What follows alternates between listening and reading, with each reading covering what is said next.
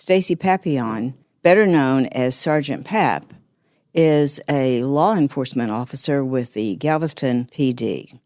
She has been through breast cancer not once but twice and had her mother going through it at the same time. Stacy's story is one of courage, one of resiliency, one of having your brothers and sisters in blue stand right beside you, but it's also one of recognizing the differences that happen if your skin happens to be black. You'll hear more about this in this episode of Let's Talk About Your Breast. When you subscribe to our show, you help us grow. Someone you know may need to hear this story, so please share with your family and friends. And consider supporting our mission. Your donation can help save the life of an uninsured woman. Let's Talk About Your Breast, a different kind of podcast presented to you by The Rose, a breast center of excellence and a Texas treasure. You're going to hear frank discussions about tough topics, and you're going to learn why knowing about your breast could save your life. Stacy, thank you so much for being with us here today. It's an honor. Thank you for the invite. You know, I have never had a police officer on this show before, so tell me what in the world attracted you to becoming a police officer? Well, honestly, I needed some money. Oh.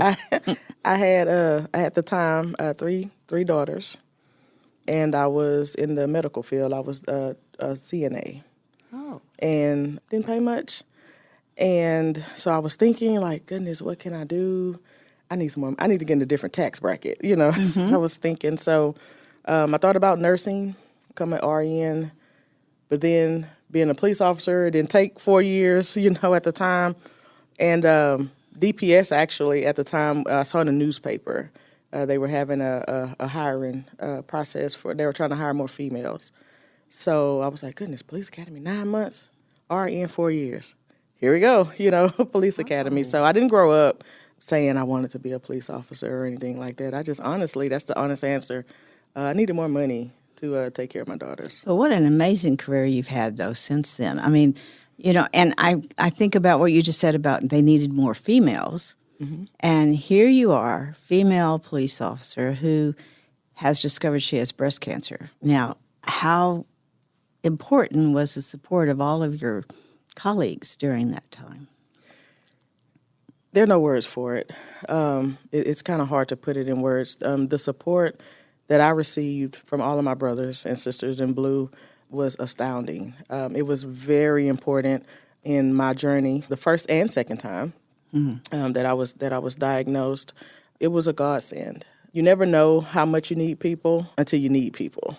Oh, right. And I've always been of the opinion that people care because they want to, not because they have to.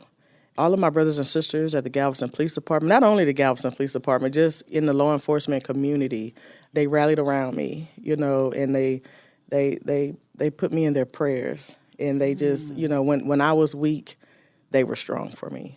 Oh, that is so sweet. I never think about men, you know, being that support system for our women, but they are, yes, of ma'am. course. And now go back to you're a 2-time breast cancer survivor. Yes, ma'am. How did you find your breast cancer that first time?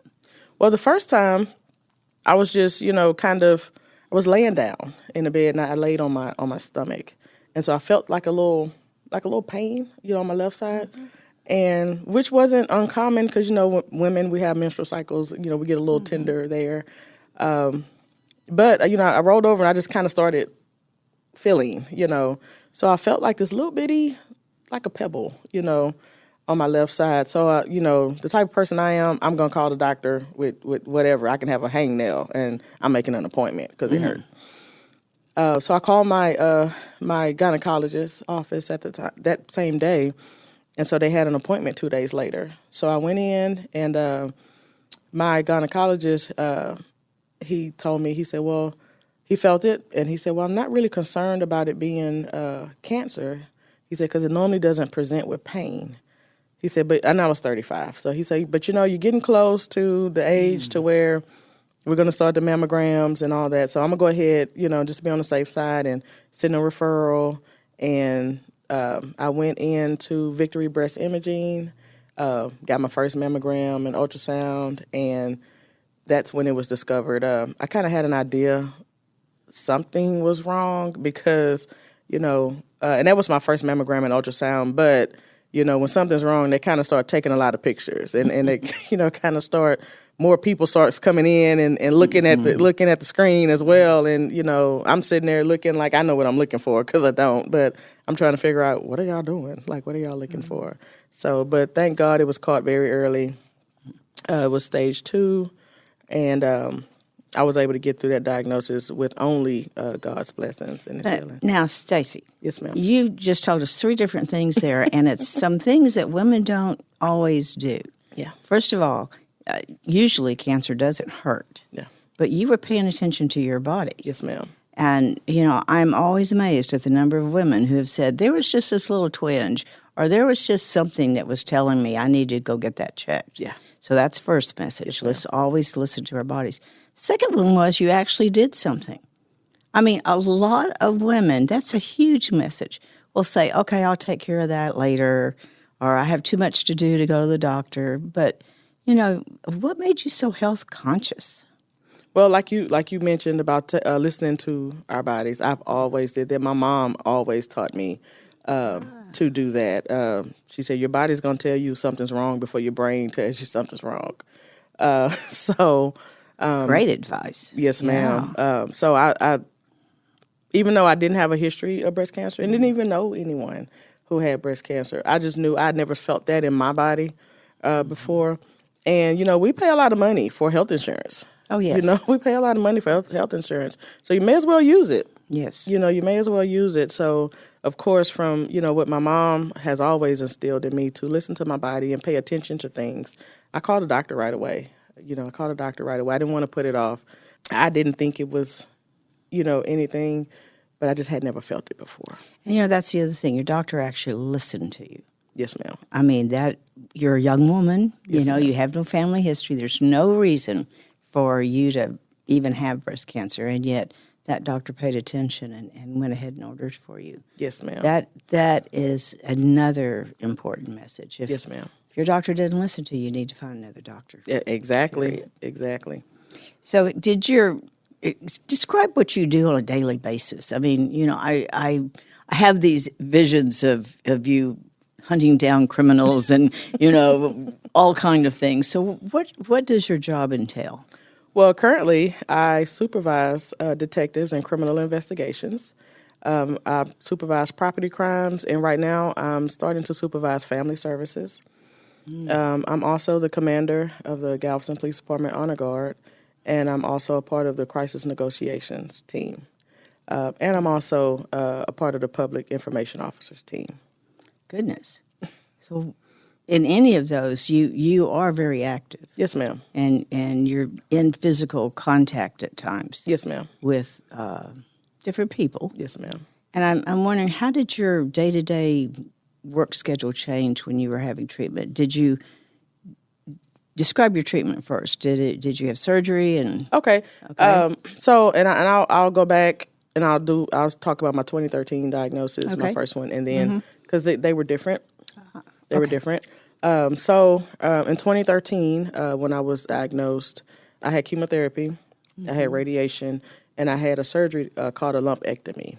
Okay. So when I was working, at that time as well, and this is just strictly God's blessings, during this journey. I worked patrol for as long as I wanted to, and of course, my supervisors were like, "No, you need to come off those streets. We could put you inside." But I was actually feeling fine. I was actually feeling fine going through chemo. I actually broke my finger, in a class ground fighting while I'm going through chemotherapy. Because I felt fine.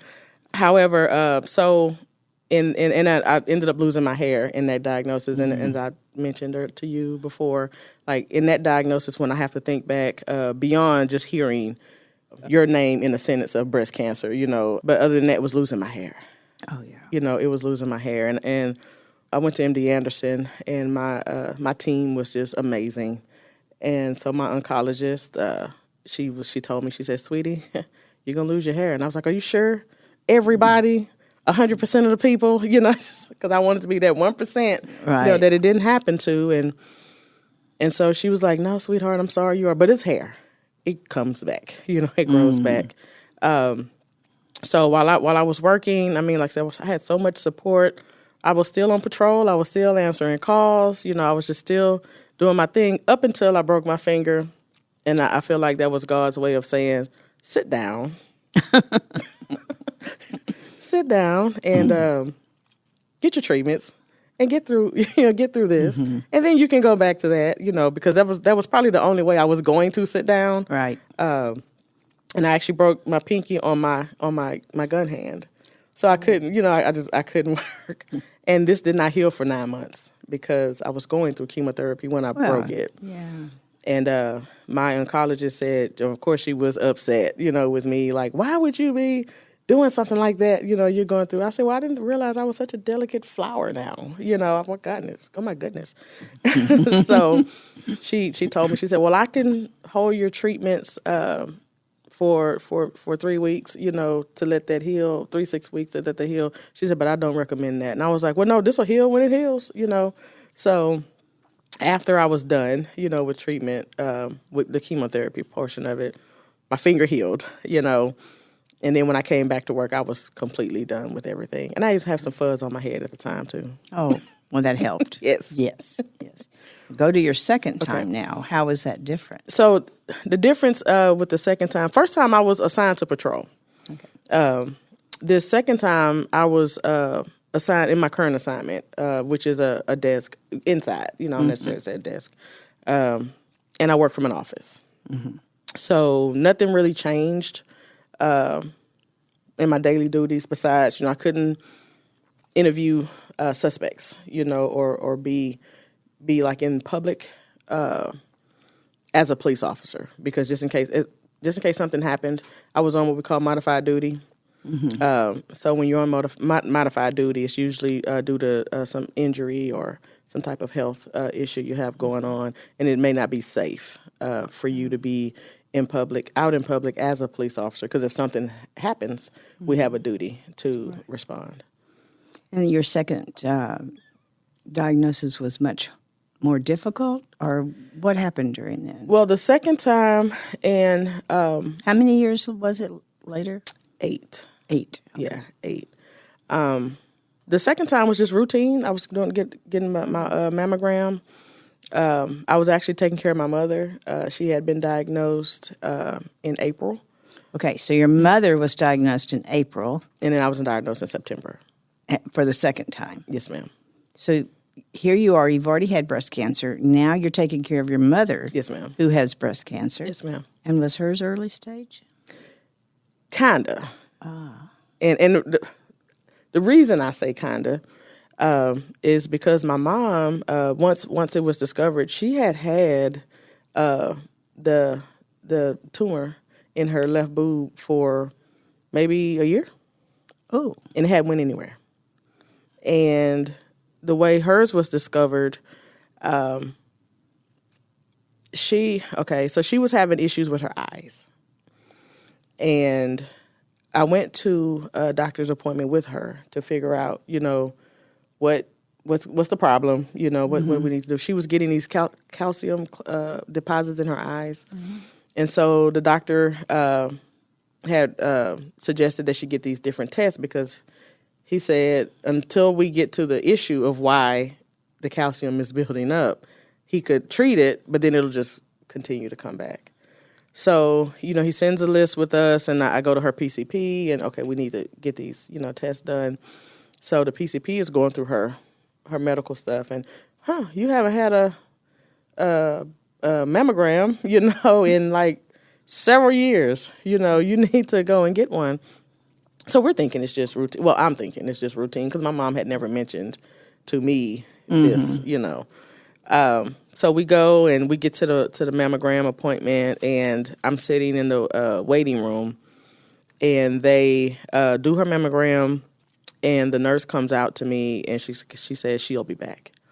And I was like, excuse me? Did y'all see something? And she was like, yes, ma'am, she'll be back. I was like, oh, okay, okay. So my mom's in her room, she's getting dressed, and when she comes out, and I said, okay, well, Mom, how you feeling? What they tell you? What's going on? And she said, well, they say they saw something. She's really nonchalant about it. So they're gonna set an appointment, for me to come back, and they're gonna do a biopsy and this and that. I said, okay, Mom. So I can look at my mom and tell she was a bit concerned, but I didn't want her to feel like I was like, oh my God, like I was freaking out. But you had to have been. Yeah, I was on the inside. But I didn't want to startle her until we knew, until we knew exactly, what was going on. So when I asked her, I said, well, Mom, they did say that there was a little something. And she was like, yeah. I said, well, why didn't you say anything? Like it didn't bother. Well, no, it didn't bother me, so I didn't bother it. Yes, ma'am. Oh, your mother. Yeah. I said, yes, ma'am. So then, we go back, they do the biopsy, and of course it comes back as positive for triple negative breast cancer. But it went nowhere. It was just right there. Like it didn't spread to her lymph nodes or anything like that, which was once again a blessing, which was once again a blessing. And I did not fuss at my mom because that's my mom, and she still puts the fear of God in me, even though I'm 47 years old. I said, well, Mama, you always told me to listen to my body. You wasn't listening. It wasn't loud enough. And she was like, girl, sit down somewhere. And I was like, yes, ma'am. And I just shut up. Oh, goodness. Yeah. Now, did she have to have full treatment? Just like she did. She did. And actually, let me back up because my second diagnosis in September was triple negative as well on the left side. My mom's was on the left side, triple negative.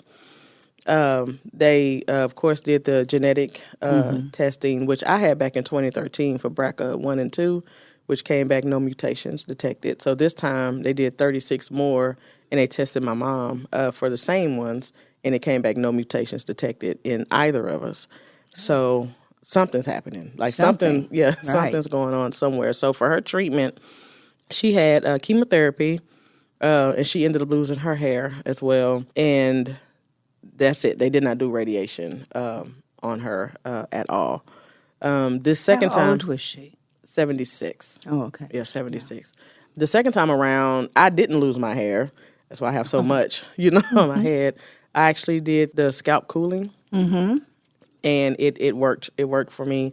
And when my oncologist, she didn't recommend, she offered it, to me. Because the first time in 2013, I was like, why didn't I get this then? And she was like, well, back then, it wasn't, I don't remember if she said it wasn't FDA approved, or MD Anderson only uses things that are tried and true.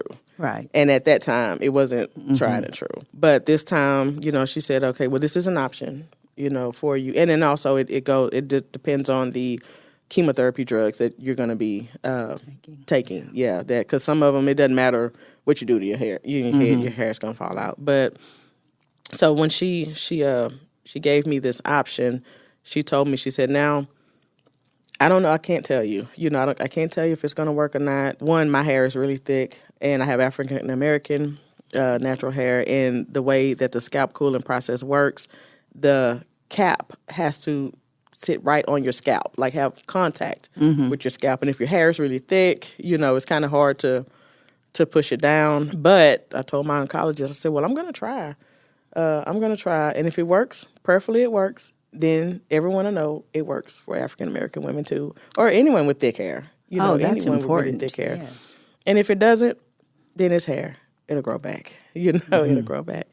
And so I went through that process, which is not an easy process because, oh my goodness, it hurts.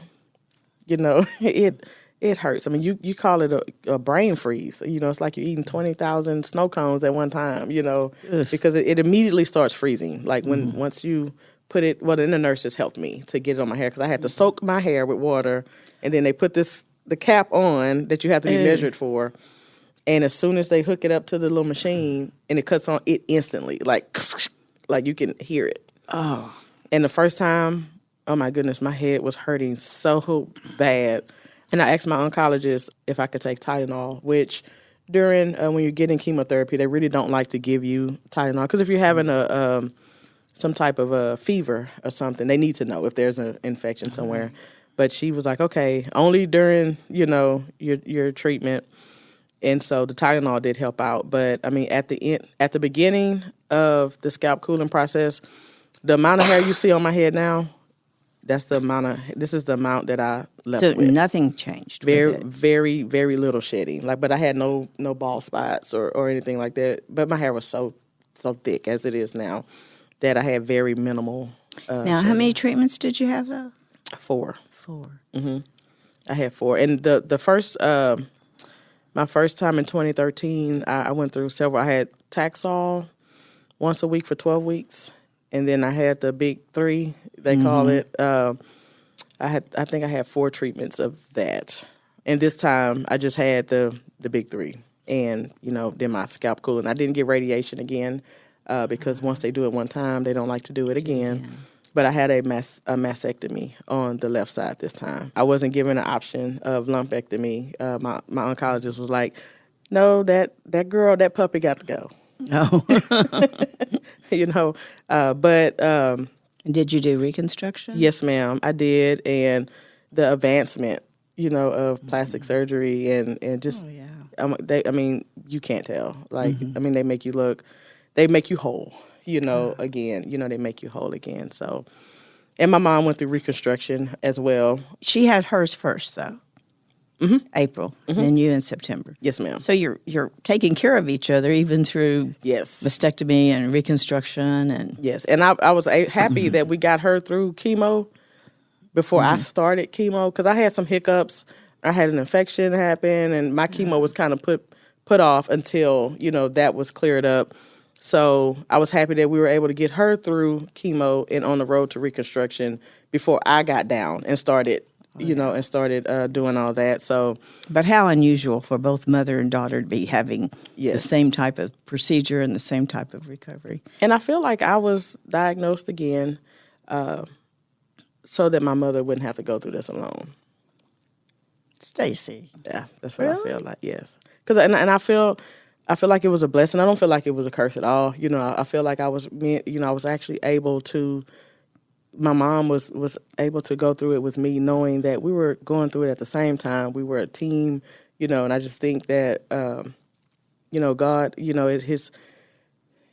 his thoughts are way above ours, That's true. And his plans are way above ours. And he puts us through things that he needs us to go through for someone else, to help someone else.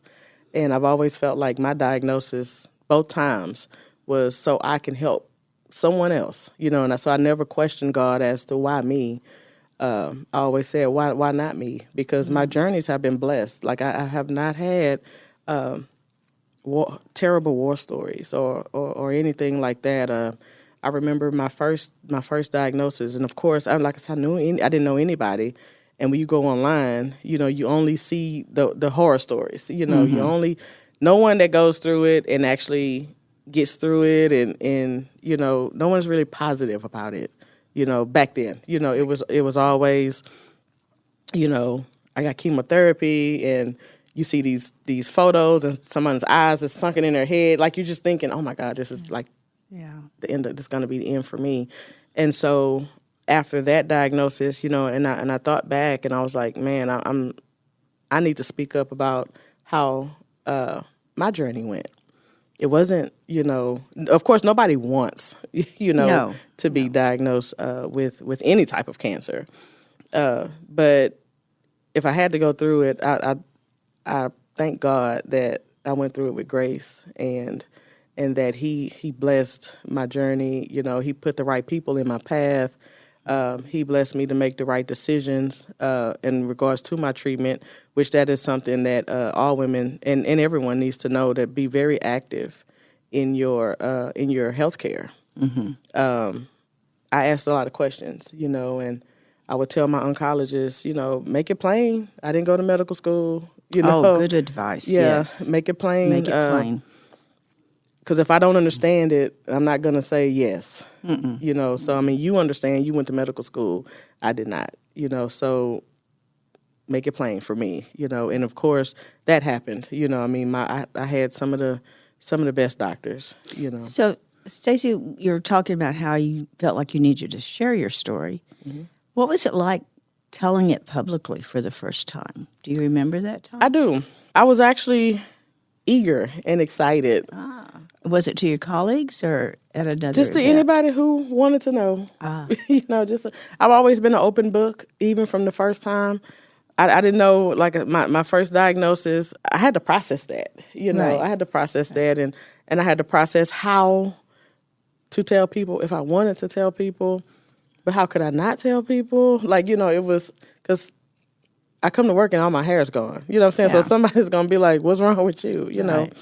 And then I had my daughters, at the time who were small. They were teenagers and tweens. And, my youngest was 10 years old or something. She was very young. So I had to figure out, well, my husband and I, had to figure out how to tell them in a way that they didn't worry or start doing bad in school or start, get depressed or anything like that. And, one thing about children, they may not know exactly what's wrong, but they know something's wrong. They know something's wrong, yes. So when we got around to telling them, they were like, okay. But we told them in the way of, don't worry, mommy's going to be fine. I'm going to be just fine. And I think when they saw that my husband and I were fine. You know what I'm saying? We wasn't crying. We wasn't, we were just still being their parents and being their strong parents. Then they were content. They were, comforted. Of course, scared, during the journey. And I know that, those are my daughters. They didn't want me to worry, but I know that they were. But that brings me to the next question about who do you think between your mother and you worried the most? That is a very hard question. And the reason it's hard is because, it's hard for me to answer, is because I'm also a daughter and a mother. True. So I'm kind of in both roles. And I know that I was very concerned about my daughters and how they were feeling about my diagnosis. But then I know that my mom, when I was going through it, I mean, of course, she's there every step of the way, every waking moment. I'm her baby. And so I know that she was definitely, concerned and very worried about me. But I just feel like I could have been more worried about her, No. because my mom has always been my hero, my shero. She has always been the strongest woman I know, the strongest woman I know. And I just couldn't imagine my life without her. But then I know she was kind of feeling the same way, Right. So I think if I can't answer that. Like, All right. Yeah. So bring us back to your advocacy. Did you bring one of the pink patches I that you did. have for you? I sure did. Oh, is this it? Oh, it is. There. There you go. Oh my goodness! Now tell me how this works and who started it and all of those kind of things. Okay. This is the breast cancer awareness patch. Yes, ma'am. For the Galveston Police Department. For the Galveston Police Department. Yes, ma'am. Well, so our chief, Chief Douglas Bally, he's always been very supportive of breast cancer awareness. And so he wanted to do something different with the Galveston Police Department as far as our initiative of breast cancer awareness month. And so I meet with him, and we're discussing just different things. Like, I don't know, because we used to do the pink T-shirts all the time, and I had found these little pink pins, and then we talked about shoelaces, just different things to go on a uniform, but we had to be tactical and practical, in regards to our uniform. So we had never had a patch. The Galveston Police Department had never had a breast cancer awareness patch, which, as you know, across the nation, different law enforcement agencies, fire departments, they always do something, whether it's uniform changes or patches. So the chief told me, he said, well, Pap, find us a patch. Find us a patch. So I actually got with our uniform, the guy that we use, and he came up with like 4 different selections. And that was the one that the chief selected. Yeah. And do you use it for just awareness, raise money, or what happens? Well, and we just started that last October. Oh, it's new. Yeah. So what we did was it was affixed to all of the patrol officers' duty uniform shirts, and for CID, criminal investigations, we had these here. Mm-hmm. And so we're looking into pink badges because we're plainclothes detectives. So right now, it's just for the month of October for our uniforms. However, we are going to start looking into fundraising and just different things that we can do. And I've had an outpouring of interest in people that like to trade patches. The citizens definitely love the patches, and so they contact me. Can I get a patch? So I wish I had like a warehouse full of them, so I you could just may pass out. But yeah, I mean, we got a lot of positive feedback, and it's from a the great patch. way to raise awareness. Yes, ma'am. So, Stacy, I so appreciate you being with us today and being brave enough to tell us your story. I mean, it's a great story, and also love the way that you're bringing awareness to breast cancer and to the importance of having your mammogram. Yes, ma'am. Knowing your body, talking up to your doctor. Yes. Being sure you understand everything. And seeking support. There are people out there who have no one, and they go through this diagnosis alone. And I just want to speak to anyone out there who is going through it, and you may not have the support system that you need or a support system at all. Please reach out. There are many breast cancer support groups everywhere, and they can hunt down Stacy. They sure can. They sure can. I work for the Galveston Police Department. I am not hard to find. Oh, well, thank you so much for being with us today. Thank you. It was an honor. Thank you for inviting me. Of course. Thank you. Thank you for joining us today on Let's Talk About Your Breasts. This podcast is produced by Speak Podcasting and brought to you by The Rose. Visit therose.org to learn more about our organization. Subscribe to our podcast, share episodes with friends, and join the conversation on social media using hashtag Let's Talk About Your Breasts. We welcome your feedback and suggestions. Consider supporting The Rose. Your gift can make the difference to a person in need. And remember, self-care is not selfish. It's essential.